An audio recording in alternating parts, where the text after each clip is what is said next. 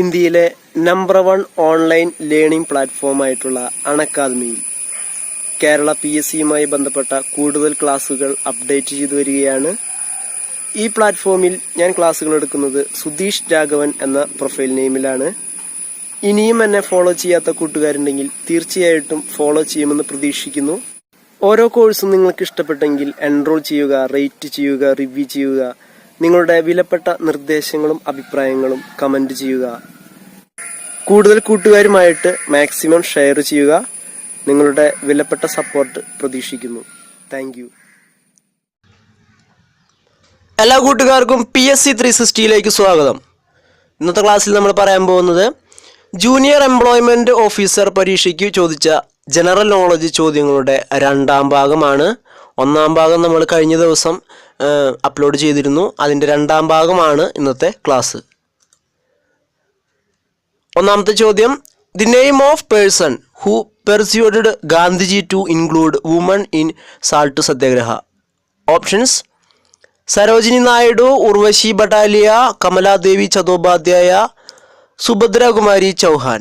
ശരിയായ ഉത്തരം option C, Kamaladevi Chattopadhyay. ഉപ്പ് സത്യാഗ്രഹത്തിലെ വനിതകളെ പങ്കെടുപ്പിക്കാനായിട്ട് ഗാന്ധിജിക്ക് പ്രചോദനമായത് വ്യക്തി ആരാണെന്നാണ് ചോദ്യം. അത് കമലാദേവി ചതോപാധ്യായയാണ്. കമലാദേവി ചതോപാധ്യായ. സാൾട്ട് സത്യാഗ്രഹ അഥവാ ഉപ്പ് സത്യാഗ്രഹം നടന്ന വർഷം ഏതാണെന്ന് ചോദിച്ചാൽ അത് 1930 സിവിൽ ഡിസൊബീഡിയൻസ് മൂവ്മെന്റ് നിയമലംഘന പ്രസ്ഥാനത്തിന്റെ ഭാഗമായിട്ടാണ് ഗാന്ധിജി ഉപ്പ് സത്യാഗ്രഹം തുടങ്ങിയത്. 1930 അദ്ദേഹം ദണ്ഡി യാത്ര നടത്തി. ദണ്ഡി കടപ്പുറത്തേക്ക് അദ്ദേഹം കാൽനടയായിട്ട് ദണ്ഡി യാത്ര നടത്തി. ഈ ദണ്ഡി യാത്ര ആരംഭിച്ചത് 1930 മാർച്ച് 12 ദണ്ഡി യാത്ര ആരംഭിച്ചത് 1930 മാർച്ച് 12 കേരളത്തിലെ ഉപ്പ് സത്യാഗ്രഹത്തിന് നേതൃത്വം നൽകിയത് K കേളപ്പനാണ്. അത് പയ്യന്നൂർ വെച്ചിട്ടാണ്. കണ്ണൂർ ജില്ലയിലെ പയ്യന്നൂരാണ് കേരളത്തിലെ ഉപ്പ് സത്യാഗ്രഹത്തിന് നേതൃത്വം നൽകിയത്. വേദാരണ്യം, തമിഴ്നാട്ടിലെ വേദാരണ്യത്തിൽ വെച്ച് C രാജഗോപാലാചാര്യാണ് ഉപ്പ് സത്യാഗ്രഹത്തിന് നേതൃത്വം നൽകിയത്. അദ്ദേഹം വേദാരണ്യം ഗാന്ധി എന്ന് അറിയപ്പെട്ടത് ഈ ഒരു ഉപ്പ് സത്യാഗ്രഹത്തോടു കൂടിയാണ്. പിന്നൊരു ചോദ്യം ഇതിൽ നിന്നും വരാറുള്ളത്, ഗാന്ധിജിയുടെ അറസ്റ്റിന് ശേഷം ഉപ്പു സത്യാഗ്രഹത്തിന് നേതൃത്വം നൽകിയത് ആരാണെന്ന് ചോദ്യം വരാറുണ്ട്. അബ്ബാസ് തിയാബ്ജിയാണ് ഗാന്ധിജിയുടെ അറസ്റ്റിന് ശേഷം ഉപ്പു സത്യാഗ്രഹത്തിന് നേതൃത്വം നൽകിയത്. അടുത്ത ചോദ്യം, in which satyagraha did Gandhiji interfere for labours in factory for the first time. Options: Kheda satyagraha, Bardoli, Champaran, Ahmedabad. ശരിയായ ഉത്തരം option D, Ahmedabad mill strike. ഇതിലാണ് ഗാന്ധിജി ആദ്യമായിട്ട് ഒരു ഫാക്ടറി തൊഴിലാളികളുടെ സമരത്തിൽ പങ്കെടുത്തത്. ഫാക്ടറി തൊഴിലാളികളുടെ സമരത്തിൽ ഗാന്ധിജി ആദ്യമായിട്ട് പങ്കെടുത്തത് അഹമ്മദാബാദ് മിൽ സ്ട്രൈക്കാണ്.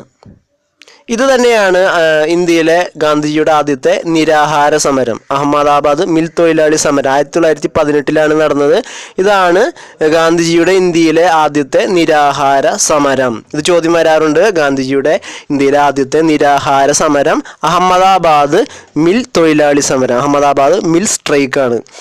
ഗാന്ധിജിയുടെ ഇന്ത്യയിലെ ആദ്യത്തെ സത്യാഗ്രഹം ഏതാണെന്ന് ചോദിച്ചാൽ അത് ചമ്പാരനാണ്. ഗാന്ധിജിയുടെ ഇന്ത്യയിലെ ആദ്യത്തെ സത്യാഗ്രഹം ചമ്പാരനാണ്. 1917 ചമ്പാരൻ സത്യാഗ്രഹം നടന്നത്. ബീഹാറിലാണ് ചമ്പാരൻ. നീലം കർഷകർക്ക് വേണ്ടിയിട്ടുള്ള സത്യാഗ്രഹമായിരുന്നു. ബർദോളി സത്യാഗ്രഹം സർദാർ വല്ലഭായ് പട്ടേലിന്റെ നേതൃത്വത്തിൽ നടന്നതാണ് ഗുജറാത്തിൽ 1928. ഗേദ സത്യാഗ്രഹം അതുപോലെ തന്നെ സർദാർ വല്ലഭായ് പട്ടേലിന്റെ നേതൃത്വത്തിൽ നടന്നതാണ് 1918. Congress session which decided to celebrate 26th January as independence day all over the country. Options: Amaravati Congress, Bombay Congress, Lahore Congress, Belgaum Congress. ശരിയായ ഉത്തരം ഓപ്ഷൻ സി, ലാഹോർ കോൺഗ്രസ്. ലാഹോറിൽ വെച്ച് നടന്ന കോൺഗ്രസ് സമ്മേളനത്തിലാണ് ജനുവരി 26 സ്വാതന്ത്ര്യദിനമായിട്ട് ആചരിക്കാനായിട്ട് ഇന്ത്യൻ നാഷണൽ കോൺഗ്രസ് തീരുമാനമെടുത്തത്. 1929 നടന്ന ലാഹോർ കോൺഗ്രസ് സമ്മേളനത്തിൻ്റെ അധ്യക്ഷനായിരുന്നത് ജവഹർലാൽ നെഹ്റു ആയിരുന്നു. പൂർണ്ണ സ്വരാജ് പ്രമേയം പാസാക്കിയ കോൺഗ്രസ് സമ്മേളനം ഏതാണെന്ന് ചോദ്യം വരാറുണ്ട്. അതും ലാഹോർ സമ്മേളനമാണ്. 1929 നടന്ന ലാഹോർ സമ്മേളനത്തിലാണ് പൂർണ്ണ സ്വരാജ് പ്രമേയം പാസാക്കിയ കോൺഗ്രസ് സമ്മേളനം. ഇത്ര കാര്യങ്ങൾ ഇതിൽ ഓർത്തു വയ്ക്കുക.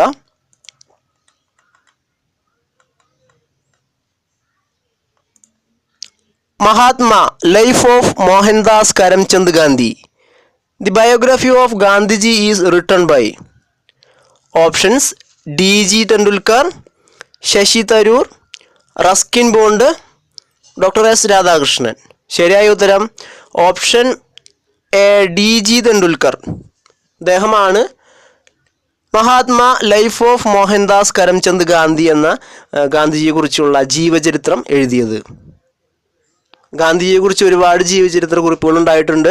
അതിലൊന്നാണ് D.G. Tendulkar എഴുതിയ മഹാത്മാ ലൈഫ് ഓഫ് മോഹൻദാസ് കരംചന്ദ് ഗാന്ധി. മറ്റു പ്രധാനപ്പെട്ട ജീവചരിത്ര കുറിപ്പുകൾ ഏതൊക്കെയാണെന്ന് നോക്കാം. വെയിറ്റിംഗ് ഫോർ ദി മഹാത്മാ എന്ന വളരെ പ്രശസ്തമായിട്ടുള്ള ഗാന്ധിജിയെക്കുറിച്ചുള്ള ബയോഗ്രഫി എഴുതിയത് R.K. നാരായണനാണ്. R.K. നാരായൺ എഴുതിയതാണ് waiting for the Mahatma. Gandhi and Godse, NV കൃഷ്ണവാര്യരാണ് ഈ ജീവചരിത്ര കുറിപ്പ് എഴുതിയത്. Gandhi and Godse, NV Krishna Warrier.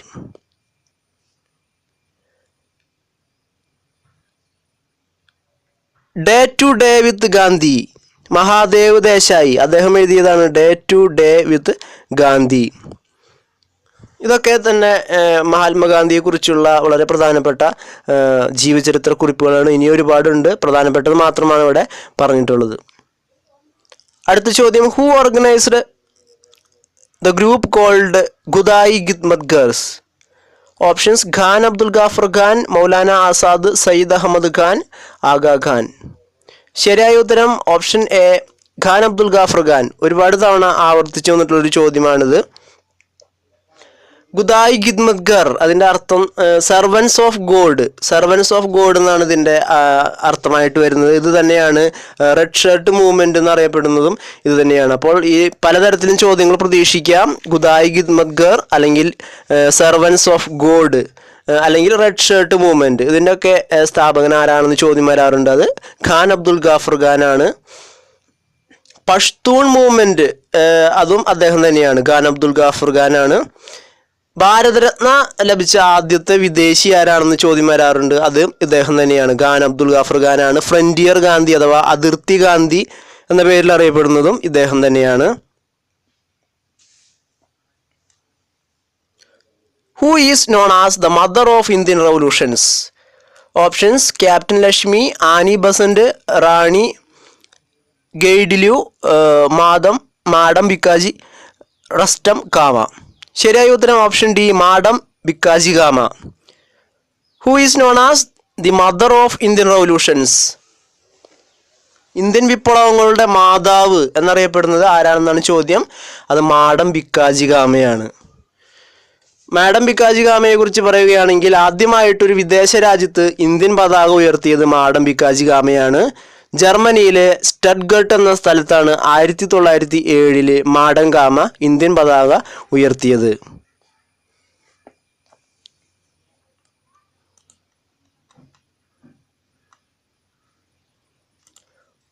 അടുത്ത ചോദ്യം, who among the following was not a member of the cabinet mission? Option Stafford Cripps, AV Alexanders, John Simon, Pethick Lawrence. ശരിയായ ഉത്തരം ഓപ്ഷൻ സി ജോൺ സൈമൺ. നമുക്കറിയാം ക്യാബിനറ്റ് മിഷനിലെ അംഗങ്ങളാണ് Stafford Cripps, AV Alexander, Pethick Lawrence. അതിലെ cabinet മിഷൻ്റെ chairman ആയിരുന്നത് Pethick Lawrence ആണ്. ഇത്ര കാര്യങ്ങൾ ഓർത്ത് വയ്ക്കുക. ക്യാബിനറ്റ് മിഷൻ്റെ ചെയർമാൻ ആയിരുന്നത് പെത്തിക് ലോറൻസ് ആണ്. അതിലെ അംഗങ്ങൾ 3 പേരാണ്, Stafford Cripps, AV Alexander, Pethick Lawrence.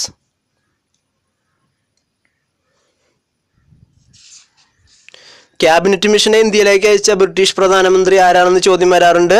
അത് ക്ലമന്റ് ആറ്റ്ലിയാണ്. ക്യാബിനറ്റ് മിഷനെ ഇന്ത്യയിലേക്ക് അയച്ച ബ്രിട്ടീഷ് പ്രധാനമന്ത്രി ക്ലമന്റ് ആറ്റ്ലി. ക്യാബിനറ്റ് മിഷൻ ഇന്ത്യയിലെത്തിയപ്പോൾ ഇന്ത്യയിലെ വൈസ്രോയി ആയിരുന്നത് വേവൽ പ്രഭുവാണ്. ക്യാബിനറ്റ് മിഷൻ ഇന്ത്യയിലെത്തിയപ്പോൾ ഇന്ത്യയിലെ വൈസ്രോയി വേവൽ പ്രഭു. അതുപോലെ ക്യാബിനറ്റ് മിഷൻ ഇന്ത്യയിലെത്തിയത് എന്നാണെന്ന് ചോദ്യം വരാറുണ്ട്.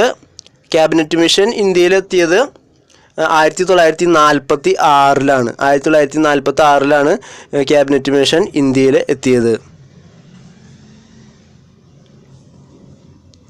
The famous book Annihilation of Caste was written by. The famous book Annihilation of Caste was written by.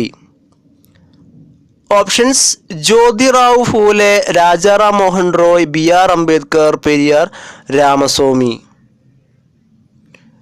ശരിയായ ഉത്തരം option C, B.R. Ambedkar. Annihilation of Caste was written by B.R. Ambedkar. അദ്ദേഹം അറിയപ്പെടുന്നത് architect of Indian constitution എന്നാണ്. Indian ഭരണഘടനയുടെ ശില്പി എന്നാണ് doctor B.R. Ambedkar അറിയപ്പെടുന്നത്. ആധുനിക മനു അഥവാ മോഡേൺ ബുദ്ധ എന്നൊക്കെ അറിയപ്പെടുന്നത് അദ്ദേഹം തന്നെയാണ്. ആധുനിക ബുദ്ധൻ, ആധുനിക മനു എന്നൊക്കെ അറിയപ്പെടുന്നത് ഇദ്ദേഹമാണ്. Doctor B.R. അംബേദ്കർ ആണ്. ഇന്ത്യയുടെ ആദ്യത്തെ നിയമമന്ത്രിയാണ് ഡോക്ടർ B.R. അംബേദ്കർ.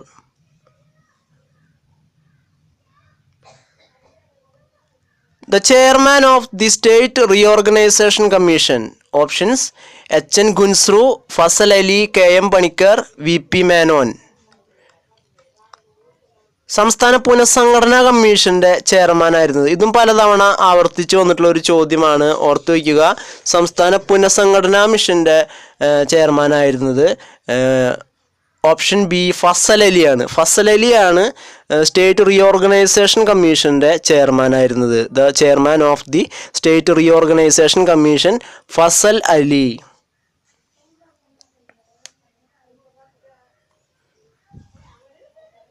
ഇതിൽ H.N. ഗുൻസ്രു, K.M. പണിക്കരൊക്കെ അതിൽ മെമ്പേഴ്സായിരുന്നു. സ്റ്റേറ്റ് റീഓർഗനൈസേഷൻ കമ്മീഷൻ്റെ മെമ്പേഴ്സായിരുന്നു. മറ്റുള്ള സർദാർ K.M. പണിക്കർ, H.N. ഗുൻസ്രു എന്നിവർ മെമ്പേഴ്സായിരുന്നു. സ്റ്റേറ്റ് റീഓർഗനൈസേഷൻ കമ്മീഷൻ്റെ മെമ്പേഴ്സായിരുന്നു. ഒരു കാര്യം കൂടി ഓർത്ത് വയ്ക്കുക, the state reorganisation act was passed in. ഈ ആക്ട് പാസ്സായത് 1956-ലാണ്. 1956-ലാണ് ആക്ട് പാസ്സായത്.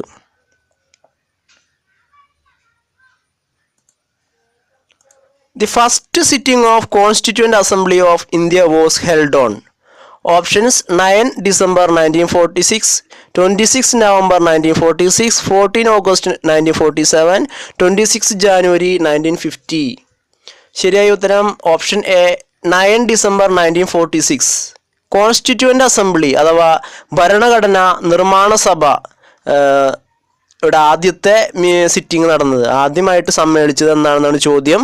അത് 1946 ഡിസംബർ 9-നാണ്. 1946 ഡിസംബർ 9-നാണ് കോൺസ്റ്റിറ്റ്യൂവൻ്റ് അസംബ്ലി അഥവാ ഭരണഘടനാ നിർമ്മാണ സഭയുടെ ആദ്യത്തെ സിറ്റിംഗ് നടന്നത്. ഇതേ ദിവസമാണ് ഡോക്ടർ സച്ചിദാനന്ദ സിൻഹയെ താൽക്കാലിക അധ്യക്ഷനായിട്ട്, ഭരണഘടനാ നിർമ്മാണ സഭയുടെ താൽക്കാലിക അധ്യക്ഷനായിട്ട് നിയമിച്ചത്. ഡോക്ടർ സച്ചിദാനന്ദ സിൻഹയെ ആയിരുന്നു അന്ന് നിയമിച്ചത്. ഇതിനുശേഷം ഡിസംബർ 11-നാണ് സ്ഥിരം അധ്യക്ഷനായിട്ട് ഡോക്ടർ രാജേന്ദ്ര പ്രസാദിനെ നിയമിച്ചത്. കോൺസ്റ്റിറ്റ്യൂവൻ്റ് അസംബ്ലി എന്നാണ് രൂപം കൊണ്ടതെന്ന് ചോദിച്ചാൽ അത് ഡിസംബർ 6-നാണ്. 1946 ഡിസംബർ 6-നാണ് കോൺസ്റ്റിറ്റ്യൂവൻ്റ് അസംബ്ലി രൂപം കൊണ്ടത്. 1950 ജനുവരി 26-നാണ് ഭരണഘടന കോൺസ്റ്റിറ്റ്യൂഷൻ നിലവിൽ വന്നത്. അപ്പോൾ കോൺസ്റ്റിറ്റ്യൂവൻ്റ് അസംബ്ലി പിരിച്ചുവിടുകയാണ് ഉണ്ടായത്. അതുവരെ ഭരണഘടന രൂപീകരിക്കാനായിട്ടുള്ളൊരു കാര്യമായിരുന്നു കോൺസ്റ്റിറ്റ്യൂവൻ്റ് അസംബ്ലിയുടെ പ്രധാനപ്പെട്ട ധർമ്മം എന്നുള്ളത്.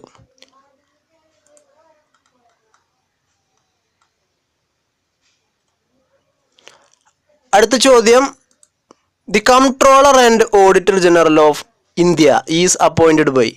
Options: speaker of Lok Sabha, governor, prime minister, president of India. The comptroller and auditor general അഥവാ CAGയെ നിയമിക്കുന്നത് ആരാണെന്നാണ് ചോദ്യം. ശരിയായ ഉത്തരം option D, president of India. ഇന്ത്യയുടെ രാഷ്ട്രപതിയാണ് CAG അഥവാ കൺട്രോളർ ആൻഡ് ഓഡിറ്റർ ജനറലിനെ നിയമിക്കുന്നത്. ഒരുപാട് നിയമനങ്ങൾ ഇന്ത്യൻ പ്രസിഡന്റിനാണ് ചുമതല. ഏതൊക്കെയാണെന്ന് നോക്കാം. Prime minister, union ministers, governors, chief justice of supreme court, judges of supreme court, chief justice of high court, judges of high court, election commission, chairman and members of UPSC, finance commission, CAG അതാണ് നമ്മളിപ്പോൾ ഇവിടെ ചോദിച്ചത്, attorney general, അതുപോലെയുള്ള chief air force, chief army, chief of army, chief of air force, chief of navy, member of all India services. ഇതിലെ എല്ലാവരെയും നിയമിക്കുന്നത് രാഷ്ട്രപതിയാണ്. ഒരുപാട് പേരെ നിയമിക്കുന്നത് രാഷ്ട്രപതിയാണ്. അതുപോലെ നിയമിക്കുന്നത് പോലെ തന്നെ റിമൂവ് ചെയ്യാനും അധികാരം രാഷ്ട്രപതിക്കുള്ളതുണ്ട്. പ്രധാനമായിട്ടും സെൻട്രൽ ഗവൺമെൻറ്റിൻ്റെ പ്രധാന കാര്യങ്ങളൊക്കെ നിയമിക്കുന്നത് രാഷ്ട്രപതിയാണ്. സ്റ്റേറ്റ് കാര്യങ്ങൾ, സ്റ്റേറ്റിൻ്റെ പല കാര്യങ്ങളും നിയമിക്കുന്നത് ഗവർണർമാരാണ്. അത് ഓർത്ത് വയ്ക്കുക. CAG നിയമിക്കുന്നത് പ്രസിഡന്റ് ഓഫ് ഇന്ത്യ. ഇപ്പോഴത്തെ CAG രാജീവ് മെഹർഷിയാണ് ഇന്ത്യയിലെ ഇപ്പോഴത്തെ controller and auditor general. Constitution of India was adopted by constituent assembly on options 26 January 1950, 26 November 1949, 29th August 1947, 9th December 1946.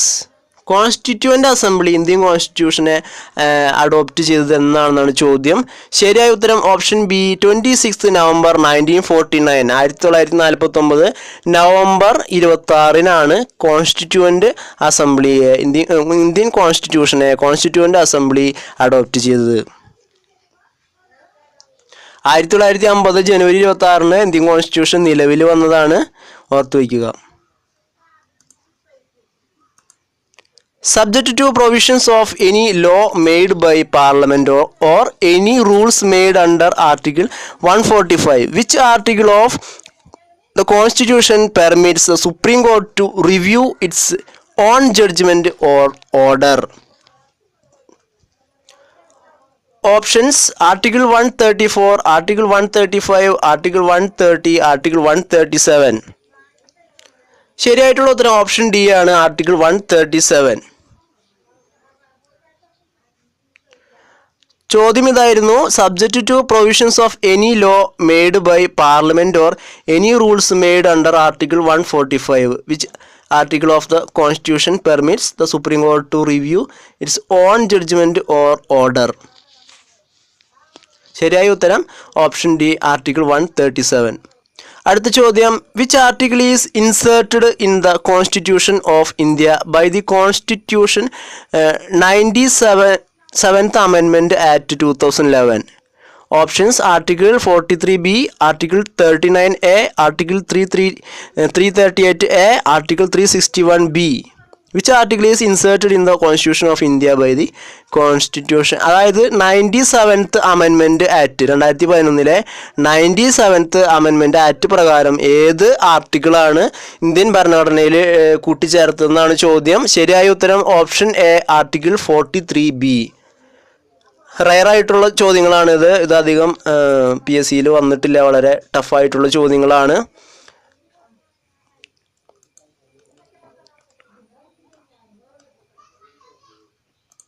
അടുത്ത ചോദ്യം: which of the following is not a constitutional body? Options: finance commission, state public service commission, state human rights commission, election commission. ശരിയായ ഉത്തരം option C, state human rights commission. State human rights commission constitutional body അല്ല, അതൊരു statutory ബോഡിയാണ്. Constitutional body, statutory body എന്ന് നമ്മൾ പഠിച്ചിട്ടുണ്ടാകും. ഇതിൽ മറ്റുള്ളവ ഫിനാൻസ് കമ്മീഷൻ, അതുപോലെ state public service commission, election കമ്മീഷനൊക്കെ കോൺസ്റ്റിറ്റ്യൂഷണൽ ബോഡീസാണ്. സ്റ്റേറ്റ് ഹ്യൂമൻ റൈറ്റ്സ് കമ്മീഷനും അതുപോലെ നാഷണൽ ഹ്യൂമൻ റൈറ്റ്സ് കമ്മീഷനും സ്റ്റേറ്റ്സ് ആൻഡ് നാഷണൽ വ്യൂമൻ കമ്മീഷനും ഒക്കെ സ്റ്റാറ്റ്യൂട്ടറി ബോഡീസാണ്. കോൺസ്റ്റിറ്റ്യൂഷൻ ബോഡീസ് ഏതൊക്കെയാണെന്ന് പറയാം: election commission, state election commission, public service commission, finance commission, national SC commission, national ST commission. ഇത്രയും കാര്യങ്ങൾ കോൺസ്റ്റിറ്റ്യൂഷണൽ ബോഡീസിലാണ് വരുന്നത്. സ്റ്റാറ്റ്യൂട്ടറി ബോഡീസിൽ വരുന്നത് national and state human rights commissions, national and state woman commissions. ഇതെല്ലാം തന്നെ സ്റ്റാറ്റ്യൂട്ടറി ബോഡീസിലാണ് വരുന്നത്. അടുത്ത ചോദ്യം, the constitution of India provides free and compulsory education of all children in the age group of 6 to 14 years as a. Options moral right, political right, fundamental right, natural right. ശരിയായ ഉത്തരം option C, fundamental right. 6 വയസ്സ് മുതൽ 14 വയസ്സ് വരെയുള്ള കുട്ടികൾക്ക് നിർബന്ധിതവും സൗജന്യവുമായിട്ടുള്ള വിദ്യാഭ്യാസം നൽകണമെന്ന് പറയുന്ന കാര്യം ഏത് റൈറ്റിലാണ് വരുന്നതാണ് ചോദ്യം. അത് മൗലിക അവകാശത്തിലാണ് ഉൾപ്പെടുന്നത്. ഇന്ത്യൻ ഭരണഘടനയിൽ മൗലിക അവകാശത്തിലാണ് ഇത് ഉൾപ്പെടുന്നത്.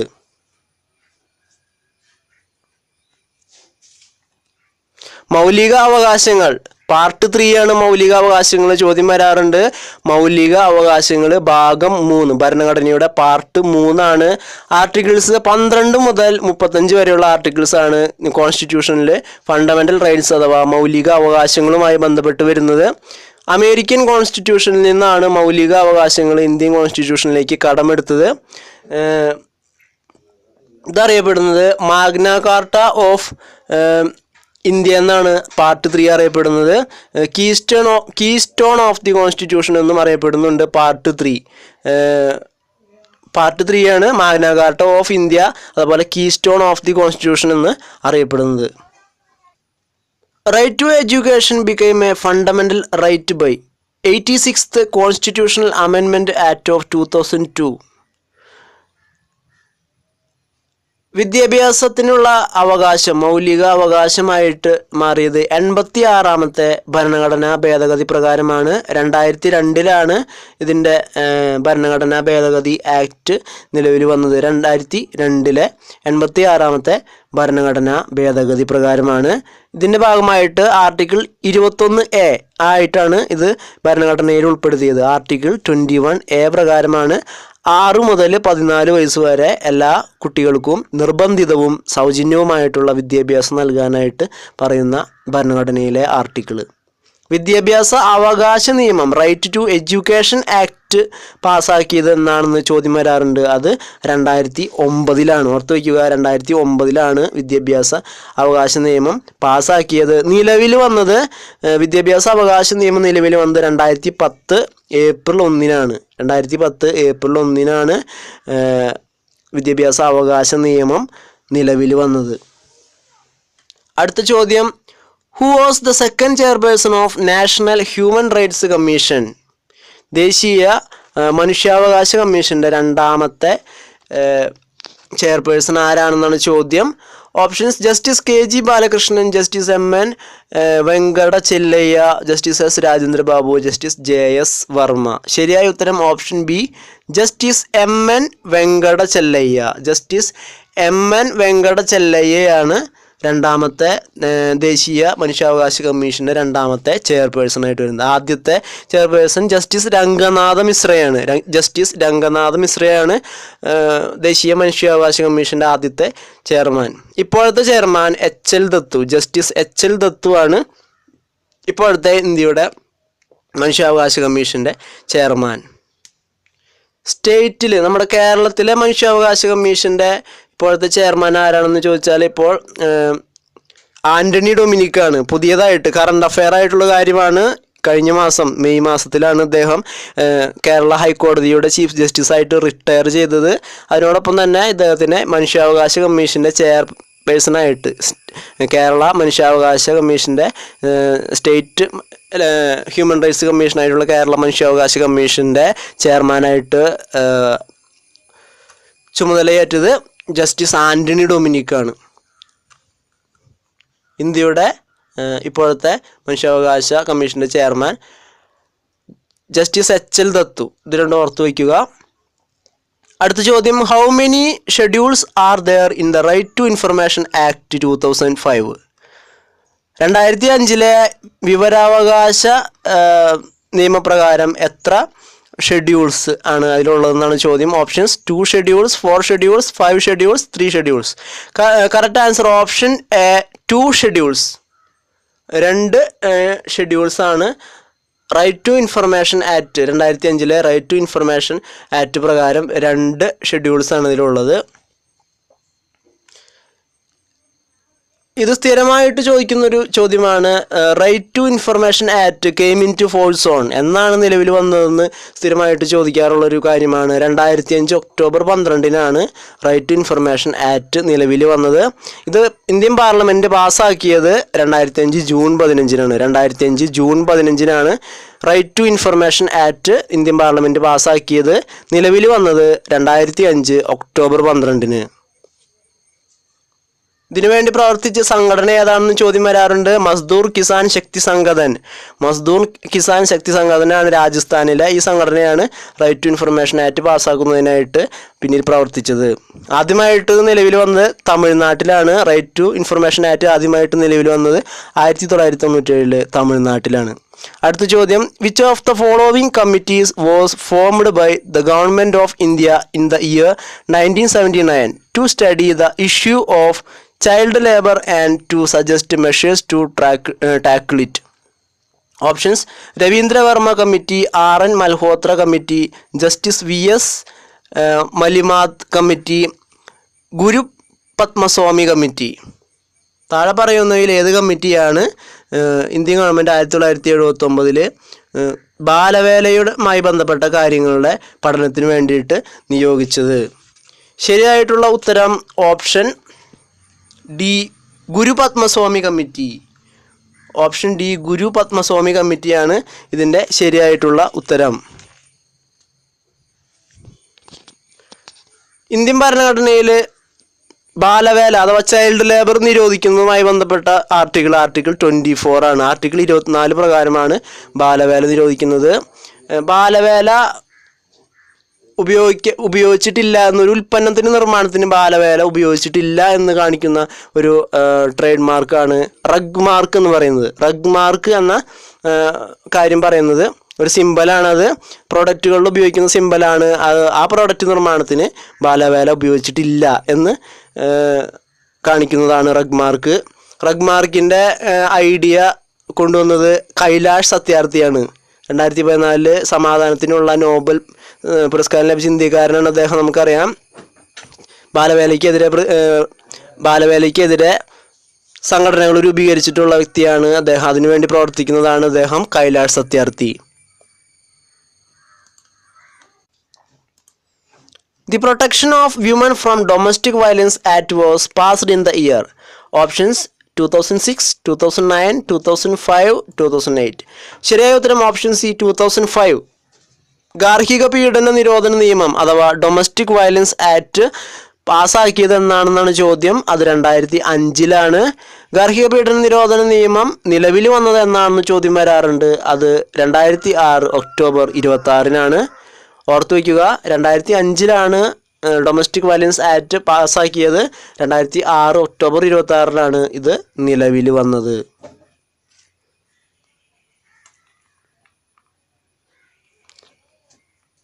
ഇന്നത്തെ ക്ലാസ് നിങ്ങൾക്ക് ഉപകാരപ്പെട്ടു എന്ന് പ്രതീക്ഷിക്കുന്നു. ഇനിയും ഇതുപോലെയുള്ള കൂടുതൽ ക്വസ്റ്റ്യൻ പേപ്പർ അനാലിസിസുമായിട്ട് കൂടുതൽ ക്ലാസ്സുകൾ അപ്ലോഡ് ചെയ്യുന്നതായിരിക്കും. അപ്പോൾ എല്ലാ കൂട്ടുകാരും സപ്പോർട്ട് ചെയ്യുക. ഇതുപോലെ തന്നെ അക്കാദമിയിലും കൂടുതൽ ക്വസ്റ്റ്യൻ പേപ്പർ അനാലിസിസ് ക്ലാസ്സുകൾ ഇടുന്നുണ്ട്. അപ്പോൾ അതിൻ്റെ ലിങ്കുകൾ ഈ വീഡിയോയുടെ തൊട്ട് താഴെ നൽകിയിട്ടുണ്ട്, ഡിസ്ക്രിപ്ഷൻ ബോക്സിൽ നൽകിയിട്ടുണ്ട്. എല്ലാ കൂട്ടുകാരും സപ്പോർട്ട് ചെയ്യുമെന്ന് പ്രതീക്ഷിക്കുന്നു. Thank you.